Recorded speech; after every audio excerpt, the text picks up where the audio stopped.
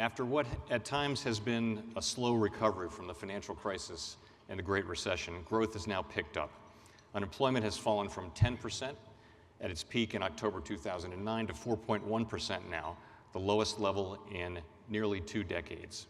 17 million jobs have been created in this expansion, and the monthly pace of job growth remains more than sufficient to employ new entrants to the labor force. The labor market has been strong, and my colleagues and I on the Federal Open Market Committee expect it to remain strong. Inflation has continued to run below the FOMC's 2% objective, but we expect it to move up in coming months and to stabilize around 2% in the medium term.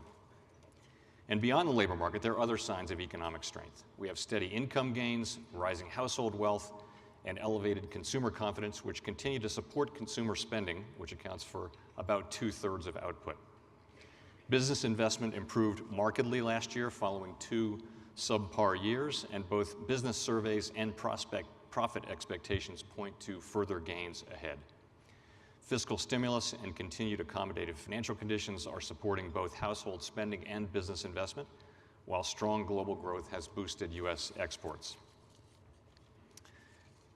As many of you know, each quarter FOMC participants, which include the members of the Board of Governors as well as the 12 Reserve Bank presidents, submit their individual projections for growth, unemployment, and inflation, as well as their forecasts of the appropriate path of the federal funds rate, which is our primary tool for monetary policy. These individual projections are compiled and then published in what we call the Summary of Economic Projections, or the SEP, in case I lapse into letters. FOMC participants submitted their most recent forecasts 3 weeks ago, and those forecasts show a strengthening in the medium-term outlook. As you can see, participants generally raised their forecast for growth between December and March, and they lowered their forecast for unemployment. In addition, many FOMC participants expressed greater confidence that inflation would move up to our 2% target. And the FOMC sees the risks to the economy as roughly balanced. As I mentioned, the headline unemployment rate has declined to levels not seen since the year 2000. The median projection in our March SEP calls for unemployment to fall well below 4% for a sustained period, something that has not happened since the late 1960s. This strong labor market forecast has important implications for the fulfillment of both sides of the dual mandate and thus for the path of monetary policy. The headline unemployment rate is arguably the single best indicator of labor market conditions. In addition, it is widely known and updated each month. And this is the number that everyone focuses on, which is 4.1%, which is actually a bit below the FOMC's median estimate of the longer run normal rate of unemployment, which is 4.5%. The substantial improvement in the labor market has been accompanied by low inflation. Indeed, inflation has continued to run below our 2% longer run objective. Given how low the unemployment rate, why aren't we seeing higher inflation now? As those of you who carefully read the minutes of each FOMC meeting are aware, and I know some of you are out there, we had a thorough discussion of inflation dynamics at our January meeting. Almost all FOMC participants thought that the Phillips curve remains a useful basis for understanding inflation. They also acknowledged, however, that the link between labor market tightness and changes in inflation has become weaker and more difficult to estimate, reflecting in part the extended period of low and stable inflation in the United States and other advanced economies. Participants also noted that other factors, including, importantly, inflation expectations and also transitory changes in energy and import prices, also affect inflation. So both houses of Congress are working toward Dodd-Frank type rollback. How might these deregulatory efforts impact the economy, and what risks do you see? Well, let me start by saying that in 2008, 2009, we had a big shock to the financial system, and the financial system really wasn't strong enough to hold up against that shock, and the number of institutions need to be bailed out by the government. And so we set to work to make sure that doesn't happen again. And we look back now, we've got a much stronger, incomparably stronger financial system with higher capital, higher liquidity, better risk management, and better governance and all those things. So resolution planning. So we feel good about the strength of the financial sector now. But the time has come where we can now look back over that handiwork and ask ourselves, are there ways we can be more efficient about that, particularly for small and medium-sized institutions. So we're doing that pretty carefully. We're looking at smaller institutions and then working our way up to the larger institutions and asking if we can make things less burdensome without undermining safety and soundness. So we're doing quite a bit of that. And you mentioned the legislation that's passed the Senate.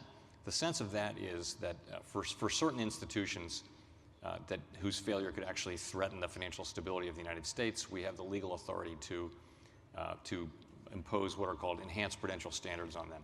But the threshold was set at $50 billion, and I think there's wide agreement, and it has been the Fed's position that that's too low. An institution of that size is not likely to threaten the financial stability of the United States. So Congress is looking at raising it to $250 billion, but giving us the authority we need to reach below $250 billion. And we don't write these bills, but we've told them that does give us the tools that we need.